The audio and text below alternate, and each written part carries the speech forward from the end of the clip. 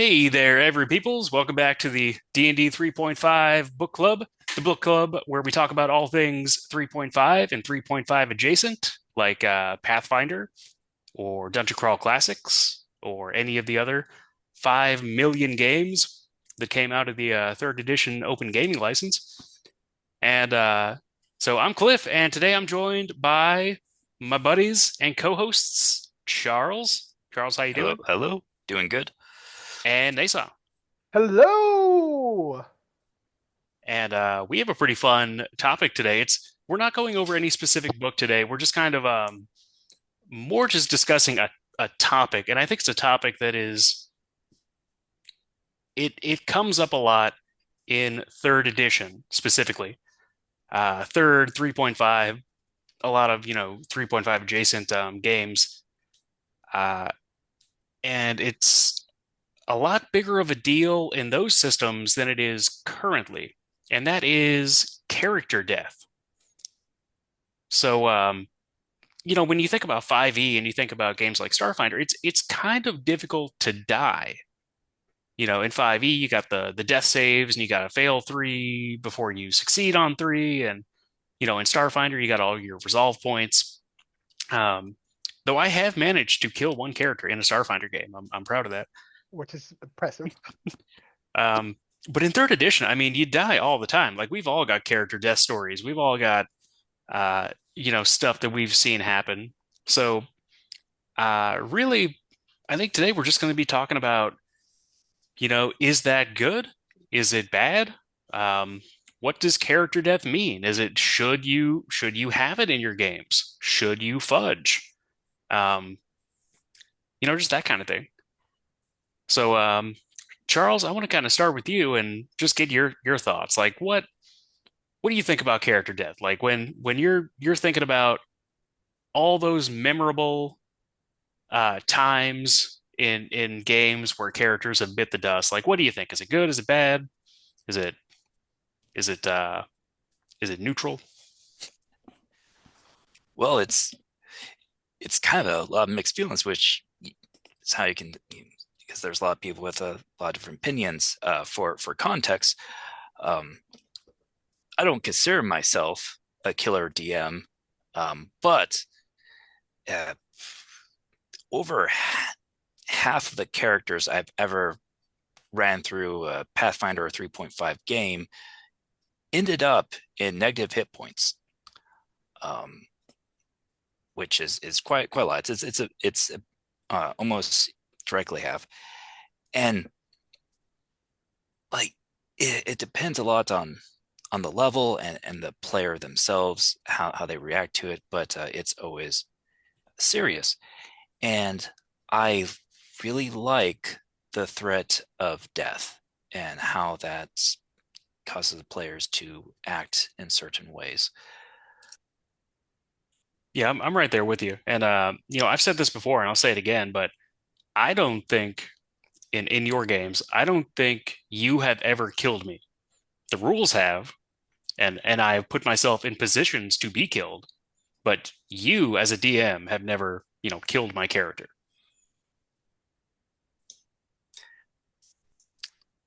That's kind of how I play. I play a lot as if it's a almost like a simulation, um, very much so. Uh, Follow rules. Uh, Usually, I roll in the open when it's in person, um, and that's kind of like I'm just the guy who says what happens, and people know that I don't botch. I've been told I was tough but fair with my old group. I agree with that. You are the impartial arbiter, which I think is something that we should all aspire to, because I mean, like I've died in some of your games, but I've had such a good time doing it, and I guess that's what it's all about. That's the best part. That's the Yeah. best part. Yeah. So Nason, what do you think? I completely agree with that. I think character death, and not that it's a necessity, but I feel like the power of the death just propels the story into such a great place. I know not everyone enjoys character death, but like, yeah, it's sad to see someone go, but like the things you know that come from it are so much greater. They're just so much greater. Yeah, I mean, I kind of feel like for me, I also I don't mind my characters dying, and in 100% of circumstances where my characters have died, I have been able to trace my bad decisions, you know, Oh, a backwards. Be hundred like, oh, okay, percent. they're like, yeah, that was me, that was me, that was my fault. I think that's kind of the funnier part of it because when I go into most games as not the DM, but like just as a player, I want to be comic relief but still have like functionality. But then knowing that like some decisions I made for like humorous reasons come back to bite me is the best feeling when I'm like trying to like 2020 vision hindsight of the whole entire thing and being like, oh, that's why I was struck turned into a plant, slain by my friends, attacked by multiple creatures, struck down by a bolt of magic, wherever it might have been. Killed I by can the always pretty book much of vile pinpoint. darkness. Yeah. Oh, without a doubt. Like I was like, hey, let me make a character that can like do this, and he's like, I'm gonna read this book that I know is bad, but there's like a 50-50 chance, and like in real life, you don't get a lot of gambling chances that really work out for you. But in D&D, you should take every gambling chance is how I operate. And so it's like, hey, this works on a dice roll. I want to do it. And it paid out in the way I thought it expected. I kind of expected it would have. It's literally the book of vile darkness. Nothing there was meant for me at the time. And I understand that. And so losing that experience and then immediately dying, it's played over my head for 20 years easily. You This, lose the in-game experience, but you gain the real life experience. oh, and you know what? Really, what's more valuable than that? Um, I will always be on the search for it again in a game, but at the same time, like, would I change my decision? Never. Like, it was so fun. Like, think of the outcomes of when Tyrion read the Book of Vile Darkness and then tr- teleport 2 years later, and I'm playing Zane, and this bastard sword ruins my life every moment. Like I couldn't change it for the world. Couldn't change it for the world. So I think that character death is it's such a vital thing, but at the same time, it's such a useful mechanic for DMs also because sometimes you have players that come in and out of games and like so having a player that does die and you know they're going to have like a long departure, you can then like kind of kill them off and then if the players want to bring him back and that player wants to play that player, like there definitely could be like that's a whole other like branch of their adventure they get to enjoy with that, like you don't want to force death on players, and if you're going to like make it part of the story, I think it should be like a death that happens, and then immediately you guys see the outcome of what happens from it, and not like, hey, re-roll new characters and we'll progress. No, I think it's like unless a TPK naturally happens, which I haven't been part of a TPK on either side, but I'm always waiting for it, like a natural TPK, and Yeah. not like a story born one, which our Starfinder game was very story. You guys all died in the train wreck. That's very part of the story for you guys to wake up in the dead roads in like Yeah, but that was purgatory. that was the So great part. We died and then we woke up in the afterlife, and that's where the ex- adventure started. exactly. So like that, like I don't consider that a character death, but like you know, you guys did die, but when it's okay for the story, let it happen. I don't want to fudge things. Fudging things just it just seems wrong. Like honestly, it just seems wrong. Yeah, I mean, I at just the end of the day, like if we're fudging dice, then I mean, what are we doing? You yeah, know? and I agree, and that's a large part of like some of my bad decisions because like when you make a bad decision, it can still work out very well for you, and it's funny to see when those bad decisions do work out well.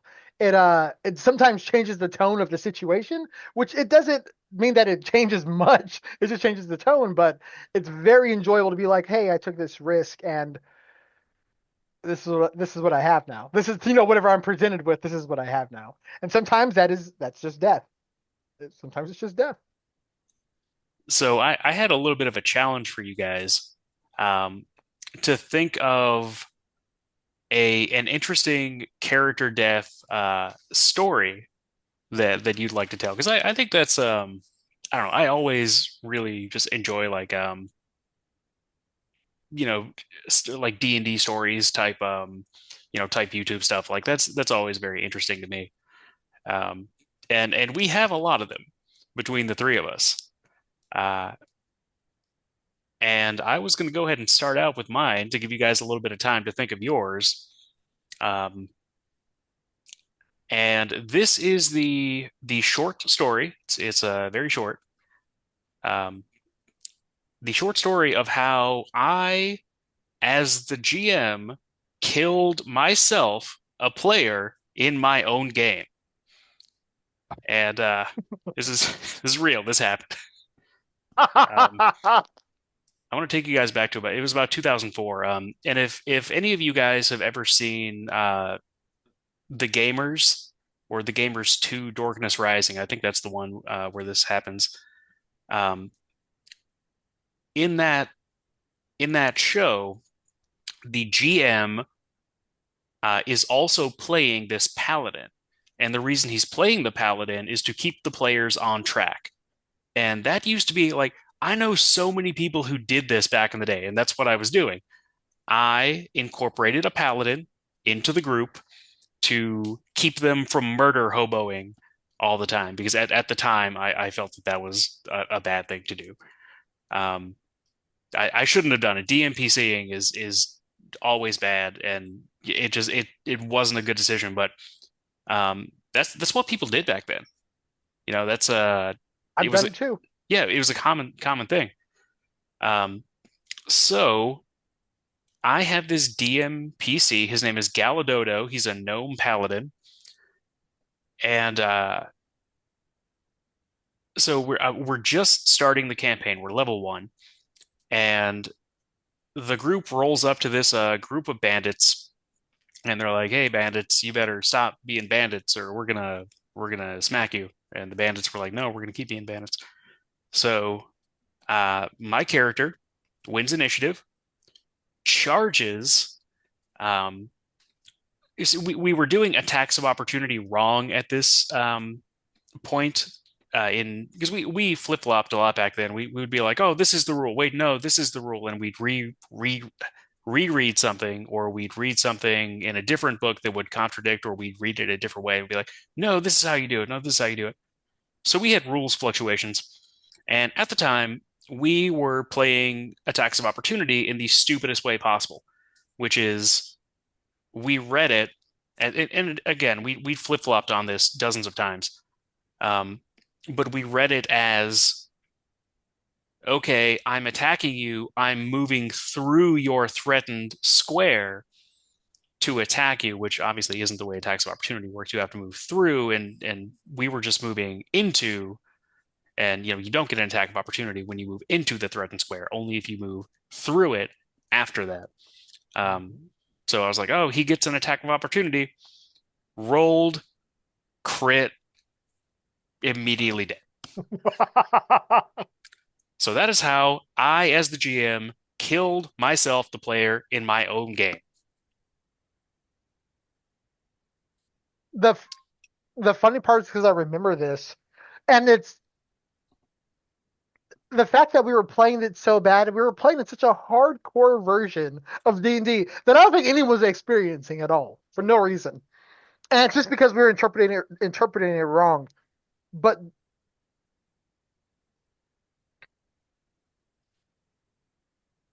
sorry about that.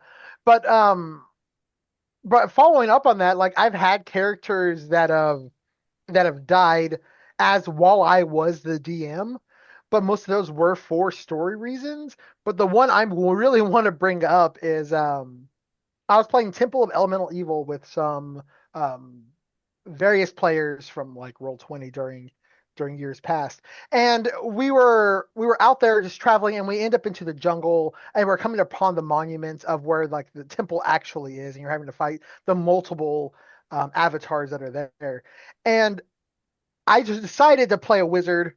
I thought I was going to play a necromancer, and in fact, I turned out to be the one that ended up dying, and I died very early in this session. We start off as level 3, and we come across a pit that like it's not really a pit. It's a hallway that had various traps set upon it. And as I was going through there, it was kind of working. You know, when you have one of those nights that you just seem you can't roll bad, I thought my dice were going to roll good for me. That's how it was. I thought it was going to work for me. Everything was looking up on the up and up. And as I get through this hallway, if you've ever played Temple of Elemental Evil or Return to Temple of Elemental Evil, there is so many traps. And if you're not rolling well, or a rogue or a fighter or somebody who has the stats to kind of push it in your way, and I'm saying it's not going to help much at level 3, you're you're going to fall into one of these, whether it's a spike trap. I did not have the health pool for this, and then proceeded to fail roll after roll after roll. And that's acceptable, but at the same time, the DM that we were playing with at the time really didn't give me an option to get out of the pit in an effective way, and that's fine. And the allies I was with were having their own struggles above, if that makes sense. And so it's one of the weirder experiences I've had, because it's like it really wasn't on anyone. It was just the fact that I was in a bad place, and then they were incorporated with bad roles. And so all of us were just suffering. I was just suffering the worst. Oh man, that's crazy. Was that third or was that 5e? It was 5E. Ooh, all right. Um, and we kind of like we were jimmying some rules around. They were very versed in 3.5, and so like we kind they like I can tell when we joined the game they like use some 3.5 rules also, so it was very accustomed to what I'm kind of used to, which we've all played so much of each. That was good stuff, man. I mean, that's how the dice come down sometimes. I love it. I do feel like, as a GM, it it's usually in your best interest to kind of try to have something that the player could potentially do to get out of a situation. But if the dice come down that way, then Well, yeah, because I that, think they offered me they tried to drop like a rope ladder, but then they were like a group of goblins kind of showed up and started shooting arrows at them. I'm trying to climb up the rope ladder. It's not. My climb checks are bad, but I think at some point you kind of let it pass and be like you get up the bridge, you get up the ladder. But at the same time, you really don't want that, because once again, I think some of the best parts are when the dice just fell. Like they just roll bad for you, and so like that's kind of the fun part of it. So I didn't want that to happen, but my character death happened still, which then turned out well because then I ended up playing a fighter, in which look, if you haven't played a fighter in 5e, they're every class. They're yeah, actually every class. yeah, they are. They're pretty ridiculous. Problem. I played an arcane archer one time, and he was crazy.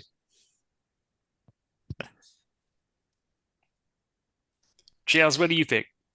Oh man, I've so many to choose from. There's three that really stand out, but I'm gonna have to go with my first kill as a dungeon master, um, to say, which Cliff was actually involved in. So this was my second time game mastering, first time with level 1 characters. We were in another game, we were doing a rotating GM thing, and I made a monastery, and Oh, that was for such a the good rest of level adventure. two. Loved it. Yeah, yeah, it was. I had a lot of fun with that one. That was great. Second venture, level ones. I was like, Oh wait, no, somebody went down in that one too. they went down, but they didn't die. Yeah, yeah, that was a good one. Yeah, several people did. Yeah, Wolf knocked over a player and started to drag her character away. And Cliff's character, Ranger Rick, actually saved her. She was halfling, and there's a lot of wolves around, and it was just like, oh, I'm just gonna grab this and run around. And Ranger Rick was like, no, and saved her. So that was real cool. Um, that was really good. As I recall it, the reason she was down in the first place was our paladin botched and hit her instead. Or maybe that was later. Maybe that happened at a different time. But she had befriended this giant dire badger, and the paladin botched and hit her. And the dire badger just went, "Oh, you're an enemy now," and started attacking us. That was no bueno. Oh yes, that was another one. That was one of the ones that you ran for that. I Oh yeah, remember maybe that that. was me. I don't know. Yeah, that was. Oh yeah, that was Uh, all. We were rotating GMs back then. That was fun. yeah, but the first game I played at level ones, three party members were going to do a rotating GM thing again. So I also had a character wasn't uh, too serious about this character. They had an 18 con, and I took multiple toughness because you could do that in 3.5, and they said how toughness is, the worst feat.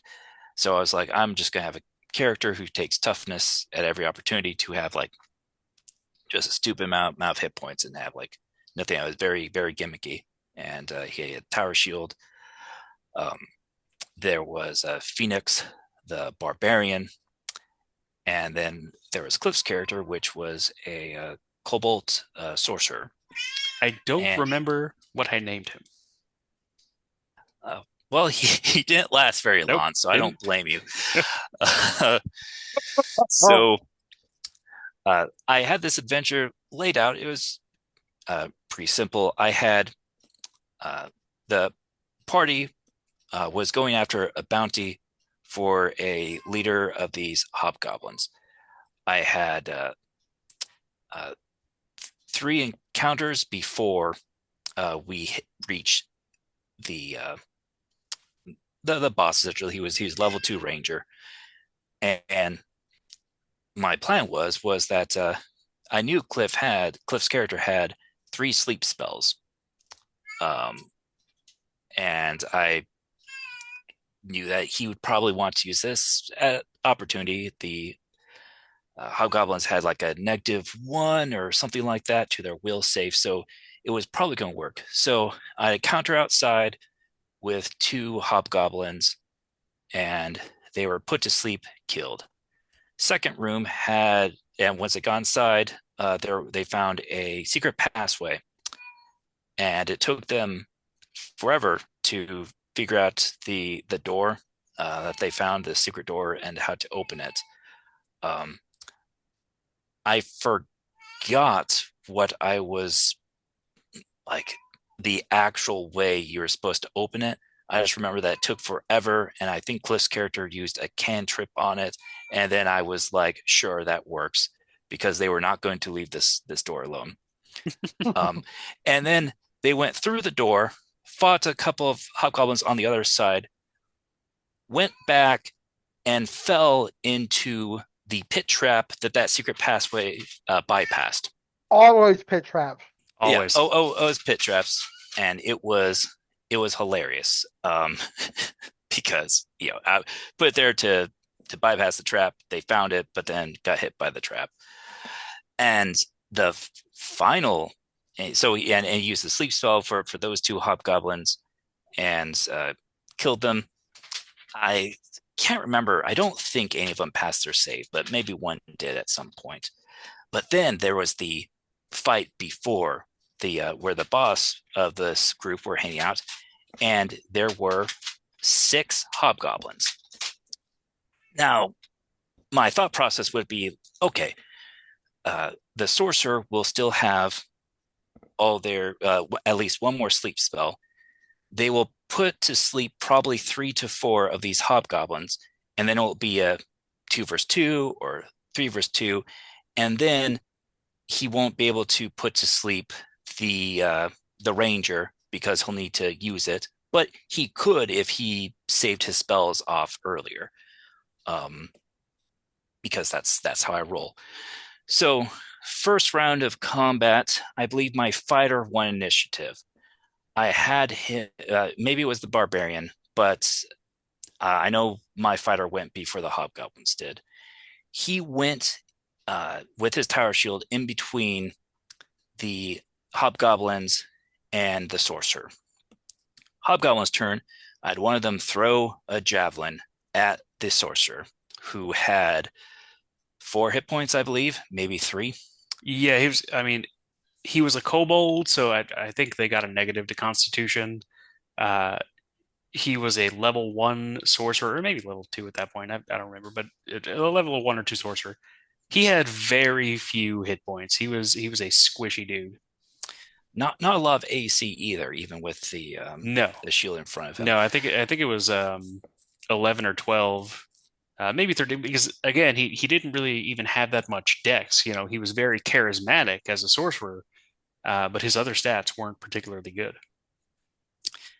So this this hobgoblin threw a javelin at him for, I want to say it was 1d8 plus 2 damage. Maybe it was 1d8 plus 3 damage.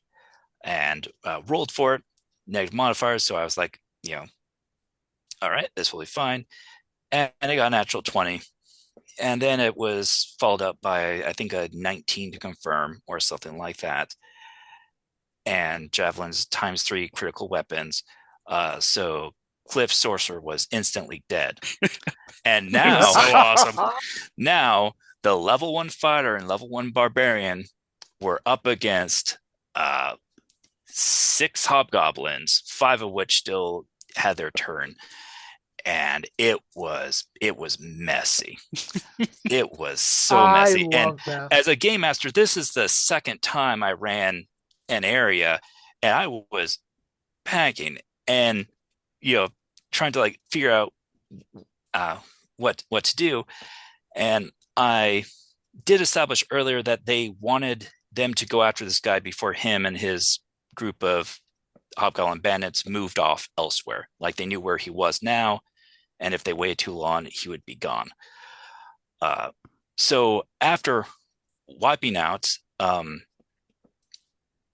after the party, the fighter and barbarian were on the ground bleeding to death, and hobgoblins took them for done, and they didn't know if there were more people coming or not. They just knew that their spot was found. So I decided to have them pack up and run off, because it kind of made sense, and it was enough of a way to make sense that maybe would prevent someone from dying. I decided, Cliff was like, "Oh, what about my Viper?" And I was like, "Okay, yeah, sure. Your soul is in your Viper now. That was is a familiar and everything like that. So you control the Viper." And I made Cliff do a series of checks to climb over the barbarian and put a potion in the barbarian's mouth. As my fighter was extremely wounded and negative hit points, he did die too. So out of that, the barbarian was the only survivor, and we continued that game after that, and it was such a series of unfortunate events where the party was just trying to get back to where they were at the start of the adventure, and terrible things just kept on happening to them. It Yeah, was but hilarious. it ended up just being so much fun because like you think, well, number one, the idea of playing the familiar, playing a one hit point snake. Some people would look at that and be like, "Oh, that's not going to be fun. What are you going to do with that?" There's a ton you can do with that. Like it was great, and I had poison. I could poison people if I could, get to them. Um, and there were just so many situations where we would get into these, Fafford and Gray Mauser type, situations where we were like burglarizing something, or we were trying to, get somewhere, and I was a snake. Like I could get into a lot of little places where most people can't go. Like I can scout things out. I can spy. Um, You once initiated a prison break. Uh, oh yeah, yeah, I yeah, initiated a prison break as a snake. It was yeah. awesome. Took out the guards and grabbed the keys and moved them over to us. That was great. So that snake ended up being a lot more powerful than the sorcerer ever was. Yeah, you're right. You're absolutely right. And I learned a lot of lessons that day as a game master. Like some props to me. I you know figured out a way where like unless the sorcerer held back on his spells, they would have to fight the level two ranger without it. Um, and there was this fight with six hobgoblins, which normally would be really difficult, but because I knew the players and what they had available to them, uh, they would turn it from something challenging to not. And I made sure that that encounter that they would have the resources to do with it because it was just a simple thing I wrote up. Um, However, having the hobgoblin aim for the character who had the solution to the puzzle of the fight, so to speak, if you want to look about this, um, and even though I gave him cover, uh, like you know, with botching, I will say that don't like botching, hate botching, partly because there's so many other things you could do to avoid the situation where you wish or are tempted to botch. Like in that instance, I could just had him chuck the spear at the barbarian. He looked, big and scary. Plus, there wasn't a dude in front of him. Um, I could have chosen to play the fight out differently, but still logically, and not risk I mean, the you sorcerer could have, merit. but the whole thing is, and this is, common wisdom in D&D, um, hobgoblins and stuff like that, hobgoblins, goblins, humans, if you look like a spellcaster, they're gonna target you because you're the most dangerous guy. Yeah, and I also adamantly kind of believe that in 3.5 and Pathfinder and the like, there are people who go on about how powerful ninth level arcane casters are.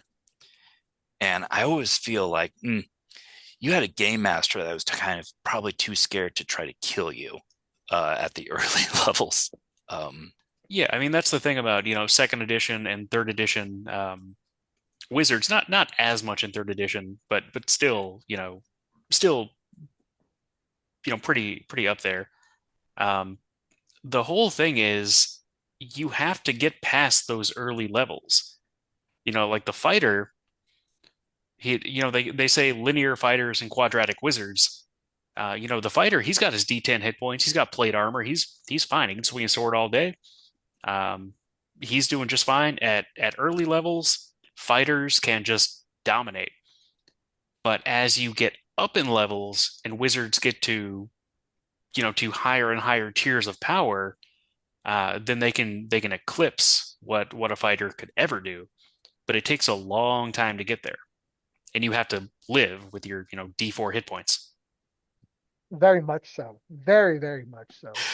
yeah, it's strange seeing a quite a high power, high leveled wizard have something like 28 hit points, where a level one fighter with a great axe and or a two-handed sword or great sword and getting lucky hit in could still take that character down.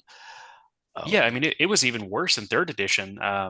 Like third edition had the harm spell, which they changed in 3.5, but it if you failed your save, you lost all but a D4 hit points. That was it. So you're this fighter, you got 200 hit points, you got your 20 constitution, whatever. Some wizard comes up to you, harm. Bam. Oh, I have a D4 hit points. Done. It's over. And then quickened magic missile. Bam, you're dead. It's so wild. It's so wild how like the scales turn so hard for casters. It's insane. Or maybe it's that maybe fighters just plateau at such a weird level. It's like 8 or 9. They just stop. Like they're good still, but they're not. They're not a caster in any TTRPG. I Yeah, would argue that the most powerful a fighter is probably level like 1 or 2. Very early on where they're still one-shotting um, most enemies. Um, I kind of like lean level 2 because at level 2 you're less likely to get killed from a critical hit. That's true. That's yeah. true. I mean, in 3.5 and third edition, it really is insane how big the jump from level 1 to 2 is. You double in power. Like you literally double in power, Oh, definitely. especially as a fighter, because you got twice as much hit points, you got twice as much attack bonus. It's crazy. Yeah, yeah, definitely. But that's and player death. It If you die in 3.5 at a certain level, death is just kind of inconvenient. You're out of the game for a bit, but the party has enough wealth and everything like that maybe they have to sell some of your stuff, but you can get that character back. When you die at level 1 or very early levels, like It's over. Yeah, that's not really that's up there. usually like I every time I have I don't want to say fudge, but like come up with some different consequence, it's been like at level 1 or 2. If somebody has died at that low level, I'm like, well, like you were playing really smart and you just kind of you got unlucky. Um, so I remember one time like a character went down and I was like, all right, well, you're down. And from now on you have I think I gave him some kind of penalty. I think he lost a hand or lost, something. And he was like, yeah, that's awesome. And then like his quest from that point on was to find some kind of replacement hand. I was like, okay, that works. I think offering, I don't know what the word is. It's not lethal, but a very, what you just said, like where it's like a amputation or something. I think offering a Severe alternative, consequence. yeah, a severe consequence of some sort as a alternative is such a big play still. Um, I mean, you can just lose if you lost, like you said, the character lost a hand. That changes your whole paradigm. The characters can go blind. Pathfinder is notorious for having effects that are so erratic that you're just like, I'm poisoned and I'm going to die. Like I'm going to get like weaker and weaker. My constitution and strength are going to drain. And Yeah, 3.5 derived and a Pathfinder derived from all that 3.5 anyways. And so it's just knowing that so many ability effects still existed in 3.5. I don't even think that there were at some level you were even safe from death just from a couple of D4s of like constitution or charisma damage. yeah, those are deadly. And I've actually I didn't kill these players, but I did make them want to re-roll new characters. One of them did re-roll a new character, and the other he stuck with it for a session and he was fine. But I afflicted these characters with permanent status effects, which exist in Pathfinder and Starfinder. Like in Pathfinder, there was the spell. I think it was the spell Curse, um, and that was during my Shattered Gates of Slaughterguard game, which is my favorite module of all time. They were fighting this Drow priestess, and so they kicked in the door to like her fortress, and made their way through it, and they fought her, and she got away. So she came back and tried to fight them, and she got away again. But before she did, she cast Curse on our gunslinger character, and Curse is brutal, brutal in Pathfinder. It was like a -6 to several stats and minuses to hit and um like X% chance to just lose your action. Like it was brutal.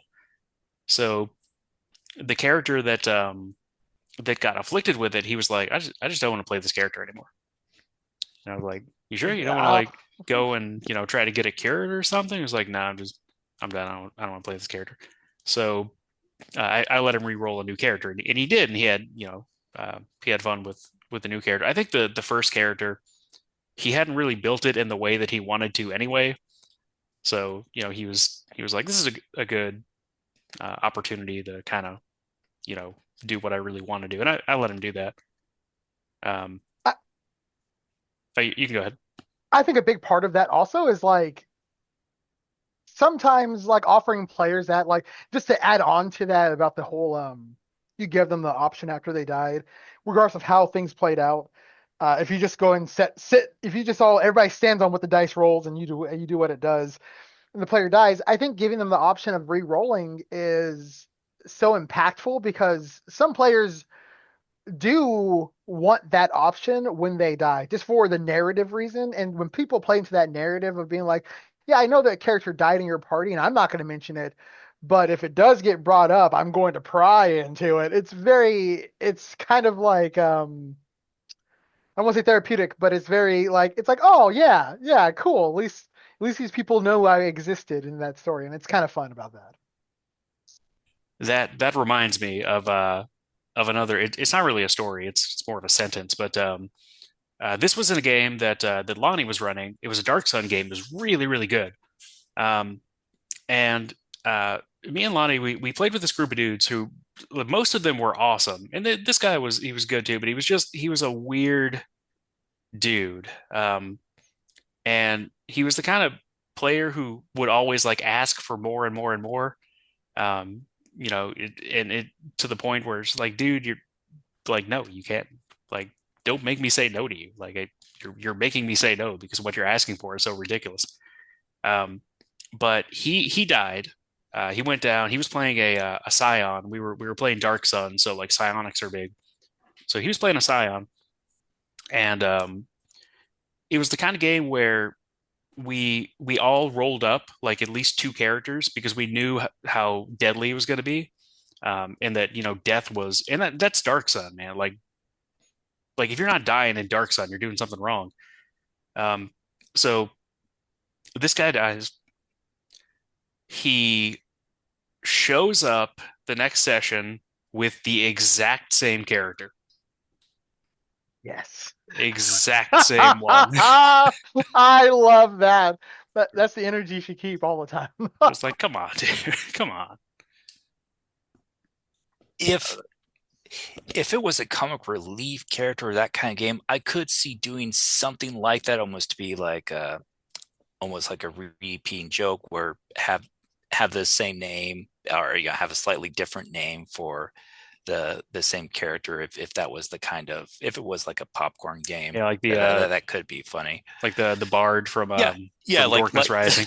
He's just got like that board. got the stack of character sheets. Yes, exactly. Um, like, but you know, I personally wouldn't do that because I'm like not that player. But and like most of the time, games aren't like sometimes you'll die from bad luck and everything like that, but usually depending on the game master and everything of course, but usually it's not like not going to be happening that much unless you as a player are doing some pre-risky things on the regular. Yeah, I mean, um, I remember I was playing a paladin in one of your games, Charles, and I was extremely zealous, and I was level one. We saw some goblins, and I was like, I'm going into their hole after them. And guess what was in that hole? Goblins. And they Who would have stabbed. guessed? And Yeah. they Who stabbed would me. have guessed? They stabbed me a lot. Yeah. They Well, stabbed me until I was dead. what what happened was, and so there's goblins. There were then they fought. Some survivors were running away. This area was supernaturally dark, like was only going 5 feet in front of these people, and only dark vision would help you here. And the goblin squeezed through a goblin-sized hole. There was only one party member who could also squeeze through that, and that was Cliff. And he decided to leave the rest of the party behind and crawl through this tunnel, in the pitch darkness. And when he got to the other side, there were some arrow shots that landed near him. They rolled for it. They missed. He was a small target, bent down, had modifiers, but they missed. And he ran up through the darkness again, lone, deeper, further in, until he bumped into two goblin commandos riding on top of two goblin dogs, and used his gun at point blank range. And uh, the goblin dogs got attack of opportunities and just mauled him up. And he was dead. He was I so regret very nothing. dead. I think one of them got critical hits in as well. It was so awesome though. Yeah, it's very, and the party members, found his remains, uh, fought them off, and took him away. That's Yeah, there are warning signs. Yeah, and it was a bad idea. Oh, there were infinite warning signs, but in and this is one time that I can say this, and I think it is absolutely true. It's what my character would have done. Yeah, I mean it was what your character did. Um, at the end of it, caught me by surprise. I'll tell you that. Um, Yeah, I well, didn't really expect to die in the first session, but it was like it was good. I regret nothing. That was like he died the way he lived. there were two players in that game who are new to Pathfinder. They played fifth edition, but not Pathfinder. And Cliff just showed a great example of how deadly the game can be. Um, and yeah, that was. I mean, it was looking back at it, it was a little funny. It Um, is. It's hilarious, yeah, and we're still talking about it now, which is why like it's good. Like character death can be good. Like you can tell your character death stories. 10 years later. yeah, character death stories. They definitely stick around, especially low level character death stories. Um, though I will say, if it's a new player who's playing the system, it's a lot to learn, a lot of effort to make a level one character sheet for the first time, and it really sucks if, as a new player, you put all that effort in and you get unlucky and get killed. Yeah, I mean, like for us, we're all old grognards, and we've done this a million times. We've been playing for like 50,000 million years, and we know all the feats, and we know the stuff to do, and the meta, and whatnot. So I mean, I feel like we're kind of daring the DM to kill us. You know, like we build these characters, and we're like, kill that dude, do something, Yep. do something. If you're new, it's like yeah, you don't want to just go in and like going into a school and punching a little kid, like don't do it.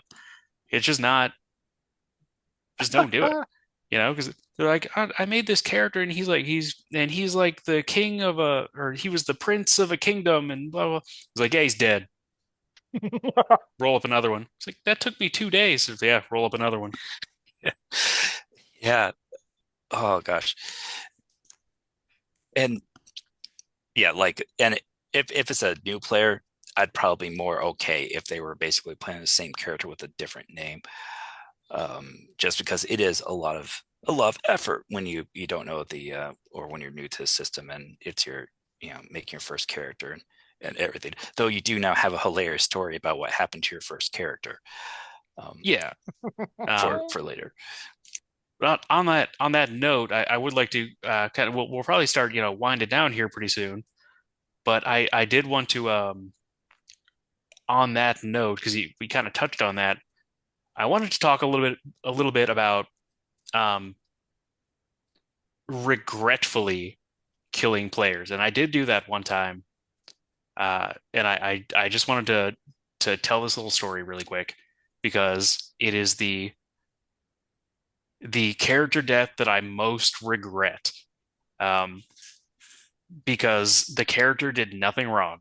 The character was absolutely on point, spot on all the time, and the dice just came down in a really specific and weird fashion that led to their death. So this was in my Psychic Overlord game. Um, yep, my or my Return to the Temple of Elemental Evil game. They were the same game. And we had a character who was playing a an aquatic halfling.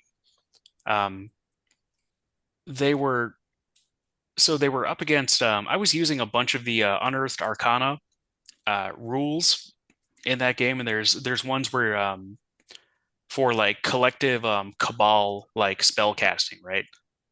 So like if a bunch of different wizards are casting a spell together, then it becomes more powerful. Um, so I had set up this encounter where there was going to be this cabal of like Knoll expert spellcasters, and the only spell they really knew was Magic Missile. But casting it all together, they could cast a fairly powerful one.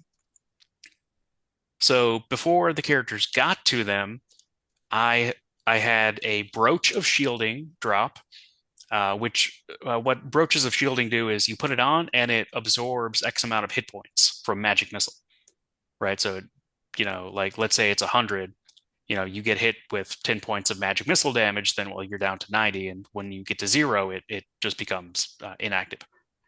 Um, I think they're dropped a wand of shield also, which protects from Magic Missile and like some other stuff. I was like, I'm going to give them the tools to deal with this. But they were also fighting these fire clerics, and what fire clerics can do is they can turn aquatic creatures. I don't think anybody in this module who wrote this module expected that there would be aquatic creatures in the party. So she gets turned and she has to run. She's the only character, or one of the only characters, not that didn't have some sort of magical protection from magic missiles. So she runs straight into this room. The Cabal casts their like empowered magic missile, and it just bam, bam, bam, bam, bam, bam, and she just goes down. She's dead. I was like, that is unfortunate. That's the dice telling you something, though. I'm telling you, every single time it happens. Got offered alternative or Yeah. I think that would have been a good. I should have done something like I should have, been like, all right, well, you're, I don't know, I don't know that there. I'm sure there were all kinds of options that I could have, and yeah, they were in that like obelisk you know dungeon thing. Like the obelisk could have reached out and been like, hey, you can have your soul back if you do weird stuff. Probably should have done that. well, but in the problem is that like in the spur of the moment, it's also hard because you're trying as a DM, you're trying to gauge how your player is affected. I think it's a big part of character death too, is that like the players that are also in the player in the game that aren't the character that died, because each character is going to react differently, and the DM also has to like work around the new situation that's been presented in front of them. And I think it becomes like this weird like it's a collective story, and that's like the biggest part of it is that when there's a character loss and everyone has to partake in it, including the environment. Yep, that is the way it goes. But then, character death can also be a point to drive the story forward. For an example, in our Ravenloft game, we were talking about our friend James. He sacrificed his life to blow up Strahd, and he made the conscious decision to do that. So like, in the meta, he knew he was going to have to drop out of that game. He was like moving, so he was like, I'm gonna go out with a bang, literally. So, it can also, if it's kind of a planned thing like that, it can also be very powerful for the story. I agree. I agree with that. I Yeah. think the one go ahead. Oh no, I was just agreeing. Go on. I think one of the on the lighter side of character death, those that have experienced MCC and DCC, the first earliest deaths of the game happen before you even really have a character, and that's the best part of the game is a character death. the Oh yeah, entire like yeah, Dungeon Crawl Classics, like that's those deaths are fun. Like that's why you play the game. Like those are you want your character to die to an extent. You know, you roll up some nerd who has like threes in all his stats, and you're like, oh, he's going first. I mean, I don't know about that. I played a few Dungeon Crawler Classics. And I only ever lost one character. Yeah, that is true. that's wild. Yep. That has what? Yeah, I've played like four or five somewhere in that ballpark, and only ever had one character die, and that was Little Jackal, and he survived through so much, and partly because the other person playing lost so many characters. When something randomly had to affect someone, odds were very high that was going to be one of my characters. I kept all my characters alive up to that point. That is hard to do in DCC and MCC. Like you're level zero. You know, for those of you who don't know, it these games are amazing, and if you haven't played them, they're they're just great. They came out of the third edition open gaming license. There are actually a lot of old DCC modules that are third edition. They didn't come out with their own system until later. Um, but it's just great. You start off with four level zero characters. They usually have between like 1 and 4 hit points, and they're extremely squishy and they die super easy. Um, and that's the fun of the game. So you do what's called a funnel, and you run them through a short adventure. And if any live at the end of it, you can pick one of those to level up to level 1. The secret of having your characters survive that is to play like a coward and to risk assess um, things, and just try to stay out of melee if you can at all costs. Yeah, don't ever get into melee in Dungeon Crawl Classics at level 0 because you will die. Yeah, unless you have a character in mind who you're like, okay, this guy's going to be the red shirt. Yep. He's going to be the one Not that the I'm going red to shirt. kill. He's the one I'm willing to sacrifice more so than the others to keep those others alive, if I have to. Yep. Don't get into melee. Don't walk into a room first. Don't walk into a room last. Um, don't investigate anything. And just don't leave home. Just stay Yeah, home. just Stay home. stand. Just stand in that spot and don't move. Actually, So- that's not even true because in the last one that we did, you guys were just hanging out in a tavern, and then it got like you were just minding your own business, and the tavern got overrun by frog people. This is very true. This is very You're true. like, I don't want to do any of this. I just want to have a beer. It's like, nope, not Was tonight. was that the game I like joined like partway through, and I came up and the other characters were like putting the bodies of their comrades on the mill, tried to jam it without like actually checking Oh, in yeah, the mill to see if anyone Yeah, was in yeah, it. yeah, But that was sounds awesome. accurate. That was the most bizarre scene I ever got. You guys were like, I'm like, are these guys murderers? No, it was the rats that did it, or whatever it is. Yeah, that's right. Well, did you guys check it? Like from the outsider perspective, and honestly from the inside perspective too, it was insane.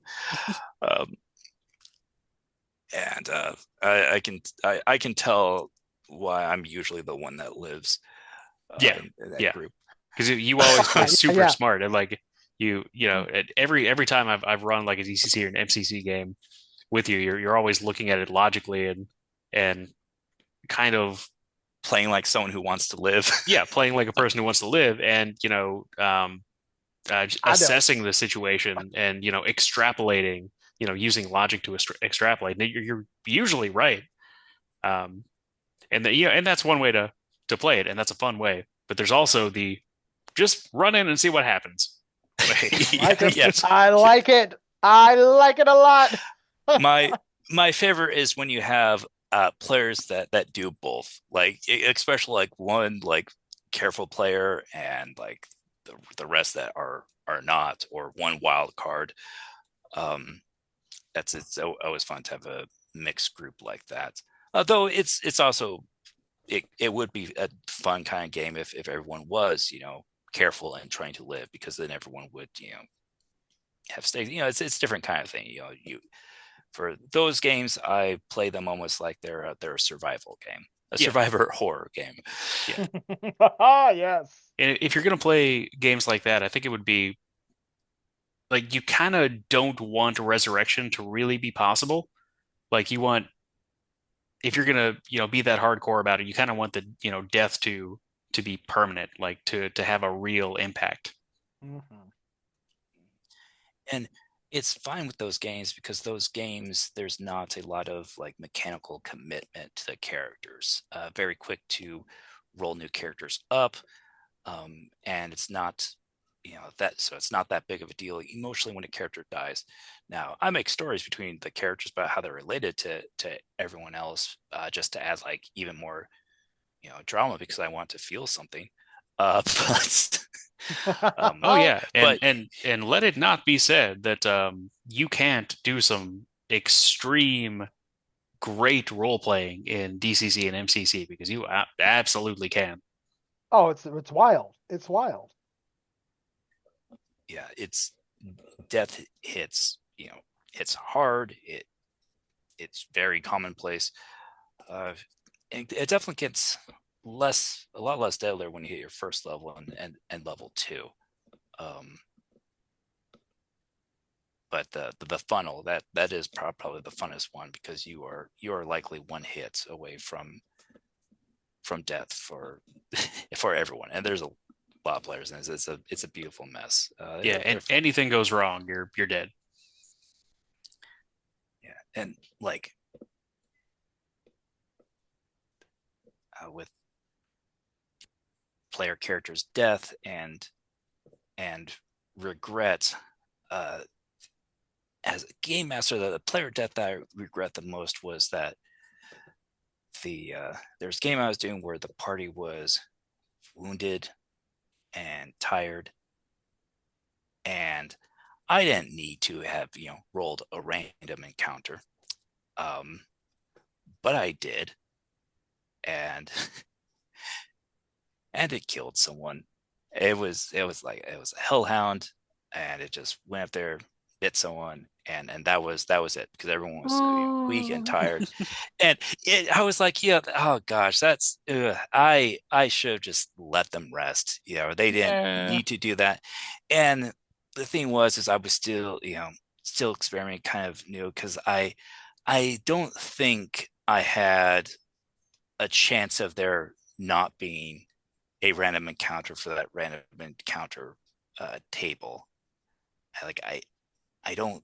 Maybe I did roll a percentage chance to see if something would happen, but or not. But I might not have. And I should just I should just gave it to them, because they were already also so beat up. Um, Yeah, I don't know. I mean, that's part of it, you know. I feel like um, I usually don't go for resting in dungeons because they're dungeons. They're that living it things. wasn't in a dungeon. It was outside. Okay. It was outside near, uh, not too far away from a farm. Um, and like, I was thinking, hindsight, I was thinking, like, this area was like, close enough, and everything like that, and I probably shouldn't have rolled it, or it probably should have been a little much lower percentage chance of happening at the very least. So that's a character death that I regret, that kind of, and it's because I feel like it wasn't fair on my end with Yeah, it. that's always that's kind of the same as the the aquatic halfling I was talking about earlier. I was like, that wasn't really fair, like Well, that was just a bad situation. there's also like, if you're running it as a module, especially if you like, the module I run, the Emerald Spiral, there's a lot of stuff there that's not fair, but I was okay with that because I said I was running that basically as written. Um, so if something's unfair there, that's it. That's it. And but that was my own game, and Yeah, tattoo. But if it's something written in the dungeon where you read that and you're like, oh man, uh, you really do not like players, do you? I've read a number of modules where it felt like that, like a shade, uh, a Oh CR3 yeah, shade yeah. against a level one party. Yep. And it's like if your level one party doesn't have a wizard with magic missiles and a clerk, and like even if you do have those two classes, the fight's gonna be tough. But how many times do you have a party with with those things? Um, and it Yes, can, that's I mean that's the thing about third edition. You know, you can especially at low levels, you can run into stuff that will just overpower you so fast, you know, because like it might have damage reduction or a mischance or whatever, and you're just not going to be able to get through it.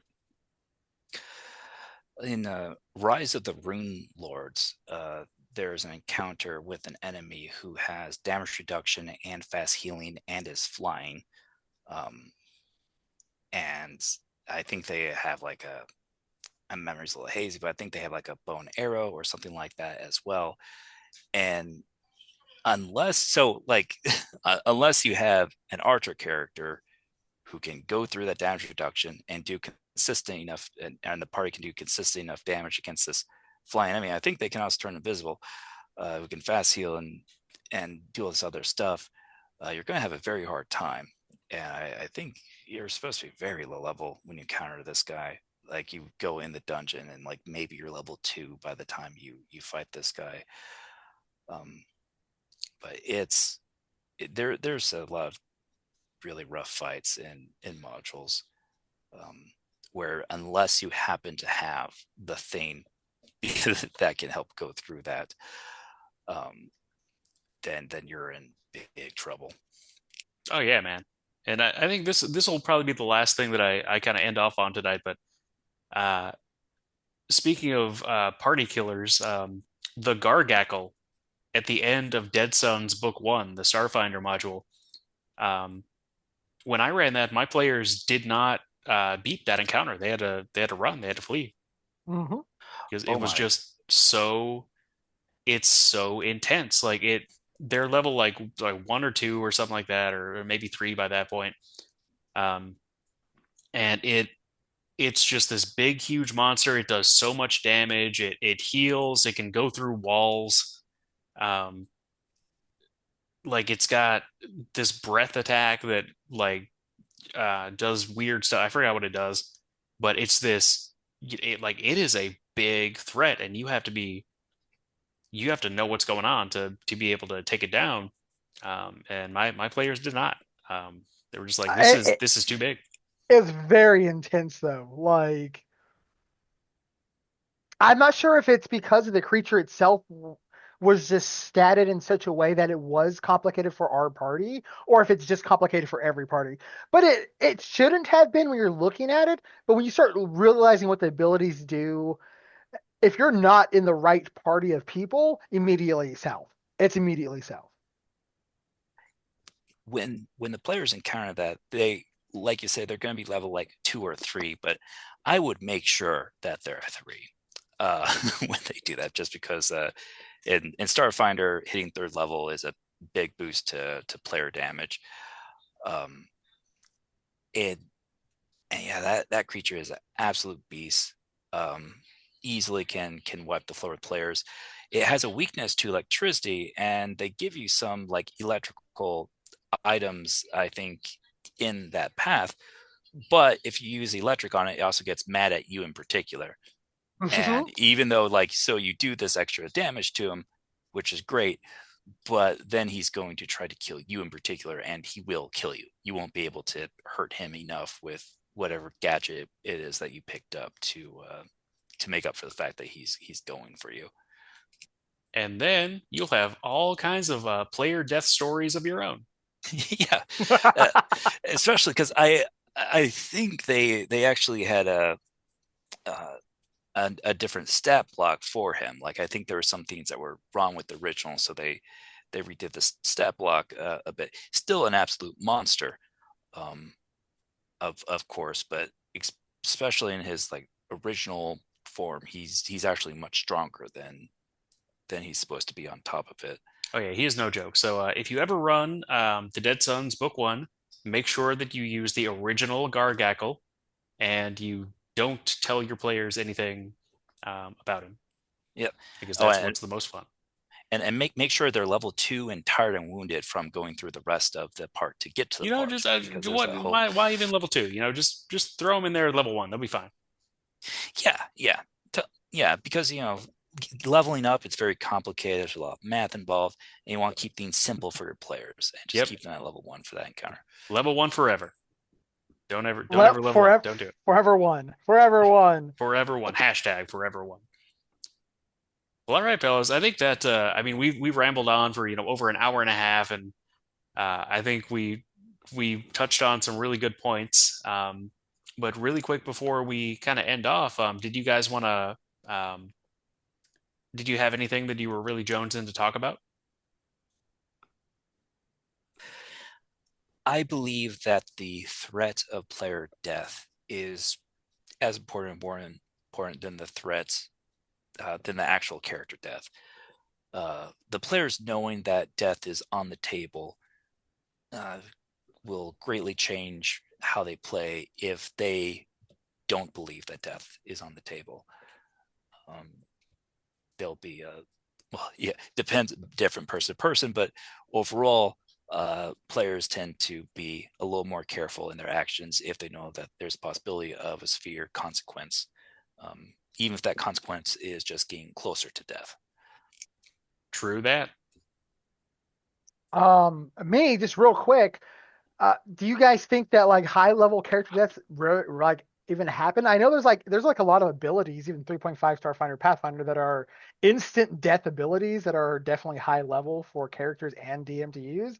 But do you really feel like you experience a lot of character death at like the 13 plus levels? No, I mean Uh, not usually, unless you're well. So like in 3.5, it would be super easy to create an encounter like, oh man, it's just like wizards and they all have disintegrate and they cast disintegrate on you when you die. But if you do that, you're just kind of like, well, what am I doing here? Um, like, am I just trying to kill them? Am I creating an encounter in which they're kind of High level destined to characters, die? You know? Yeah. yeah, high level characters. There are a lot of stuff out there that can, especially 3.5, uh, that can straight up kill them. But when you arrive at those things, death becomes more and more a condition that you have to deal with, and one that usually costs money to get rid of. As long as not everyone dies at the highest levels, it's not that difficult to bring everyone back, Yeah. even if they do get disintegrated. If you're high enough level, if we're talking. I mean, the original party for D&D, Gary Gygax and Dave Arneson's group, they all had like simulacrums. So if they died, then their simulacrum would just pop into existence, very Jack Vance, like very dying Earth. And they're like, oh, okay, well, I guess I died. Time to move on. So like in 3.5, simulacrum is a spell. So, actually in Expedition to Castle Greyhawk, the last boss is the simulacrum of Igwilv, who is also Tasha from Tasha's Cauldron of whatever. Um, so like, yeah, if you're that high level, then you can just be like, I make a copy of myself and I put it over here. So when I die, I can just keep going. So I mean, there's just more and more ways around it. Plus, if you're that high level, you probably got a cleric in the party, and they can probably just raise you anyway. I mean, that's very true. That's very true. There's a lot of resurrection spells and rejuvenation spells that are higher level. But do you Yeah, expect a TPK to ever happen at high level? Do you just try to avoid that with your players? I mean, I've never known it to happen, and I have thrown insane stuff at you guys. Like I have thrown Tyrannosaurus wizards and prismatic floors, and uh, uh, you guys fought EUs one time. Um, yeah, I have thrown ridiculous stuff at you guys, and you guys didn't die. Nason, you got bit 27 times by a Hydra and didn't die.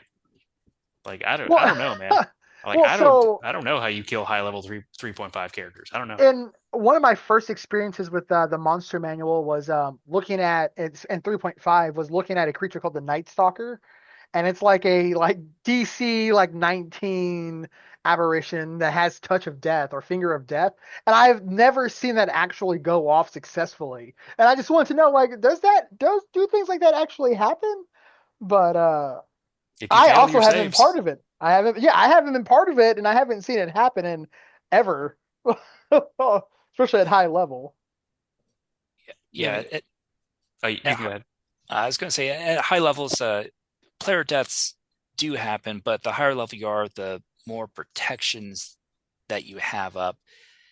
And I've the only way I see, I mean, outside of the game master just deciding to really bring the pain, uh, for those players to actually all get wiped out is if they are all pigeonhole specialists where they built their character to do like one broken thing and they're like really good at that broken thing, but then you throw in something that they cannot deal with and that none of them can actually deal with.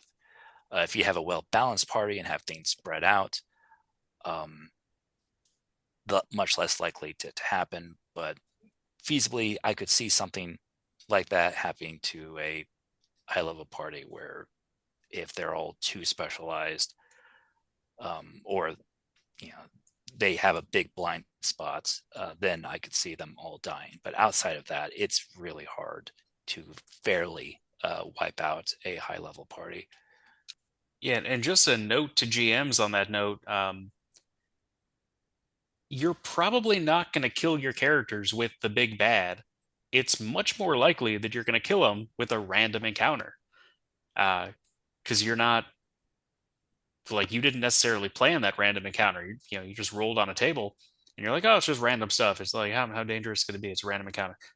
Um, the one time that I did almost TPK the party in 3.5 was a random encounter, and it was a prismatic roper, and they just Oh my rolled. goodness. They rolled into this thing, and you're like, yeah, it's like a stalactite, but it's like a rainbow stalactite. It's like flailing its arms around and looking at you. And they're like, oh, let's go kill it. And it was like, no, you're not going to do that. And it almost wiped out everyone. I think Yeah, I think go ahead. uh, I was going to say, yeah, because if the players know that there's going to be a boss, that's what they're going to unload their resources are, that they're going to like save resources far to take him out because they know that. You throw like it's oftentimes the surprise kind of side boss or lieutenant or mini boss that gives them trouble because they're kind of trying to spare their resources at the beginning, and then the battle starts turning, and then they're backtracking, and then they have to start using things that they weren't planning on using. From my experience anyway, those fights, the surprise tough fight before the boss are often much more dicey than the actual boss fight. I agree. So I think if you listen to this, you will have heard some stories. You will have heard some advice, good or ill, and you'll have all kinds of new ways to potentially kill or not kill your players in your next game. Or if you are a player, now you'll kind of know some of the tricks. Um, but I think that's gonna do it for us for today. Again, I'm Cliff. I've been joined by Nason and Charles. I have really enjoyed this conversation, and I hope that you guys have as well. And we will see you next time. Goodbye.